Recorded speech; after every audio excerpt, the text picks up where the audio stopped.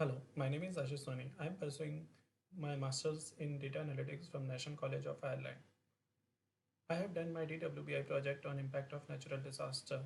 For my project, I have used 5 different data sources. 4 data sources are structured and one is unstructured data source. My first structured data source is from Statista, which gives the information about the annual economy loss due to natural disaster.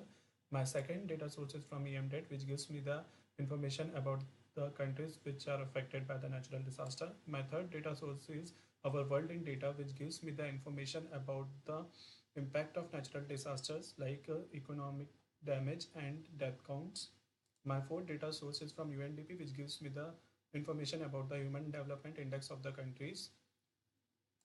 My fifth data source is from Wikipedia, which gives me the information about the risk index of the country. This is my unstructured data source, so I used Python code for scraping data from the Wikipedia. So the package which I used for scraping is request bs4 and pandas.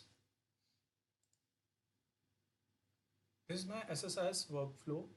In this, my first task is to truncate the database tables like staging table, fact table, and dimension tables. After truncating the database table, I am cleaning my flag files using R code. This is my R code for cleaning the flag files. After cleaning is performed, data is downloaded to the staging table. From flag file source, I am loading the database into the staging tables. After successfully loading data in the staging table, dimension data are loaded in the dimension tables and the fact tables, and the cube will be deployed. So all the process of extraction, transformation, and loading has been automated into, and cube deployment is also automated. So I will start the process. So now we can see that my SSIS process has been executed successfully and the cube is deployed. Now coming to my star schema. This is my star schema in which I have 4 dimensions. On my first dimension is the time dimension, which consists of years. My type dimension consists of the disaster type. Country dimension consists the name of the countries, and the risk dimension contains the risk index and ranks of the countries. Now coming to the tableau. So my first BI query is to analyze the impact of disaster on the scale of death count, economic damage, and which is the most devastating year. So this is the year-wise visualization of the countries which face the natural disasters, and I have color-coded the disaster type, like orange is assigned to the earthquake. So for year 2004, we can see that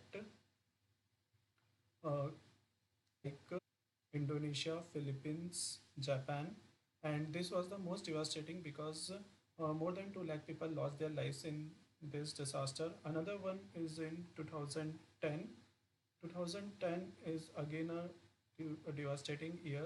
Many countries face the earthquake in this year also. My second visualization will tell you the number of disaster from 2000 to 2018.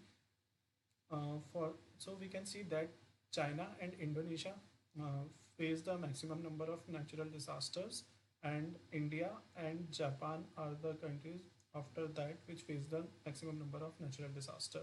And we can also see that the year 2004 and 2010 is the most devastating, as more than 2 lakh people lost their lives in this year.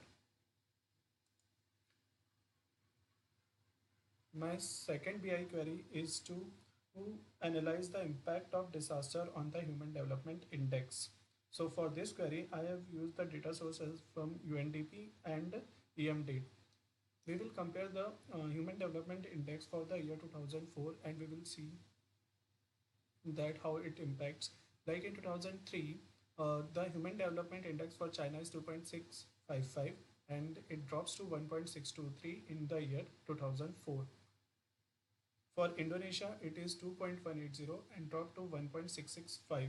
So we can conclude that the Human Development Index is get impacted due to natural disaster.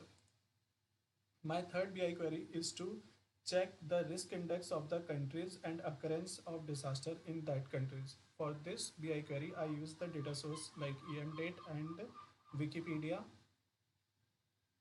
So we can see that the countries which are highlighted in the green are of low risk index. The countries which are highlighted in yellow are the moderate, and the countries with high risk index are highlighted in red. So we can see for Philippines the risk index is 26.70, and the occurrence of natural disaster is 185, whereas the China has the maximum number of occurrence of natural disaster with a risk index of 6.38. So we can say that the countries with moderate risk index face more natural disaster than that of high risk index. Thank you.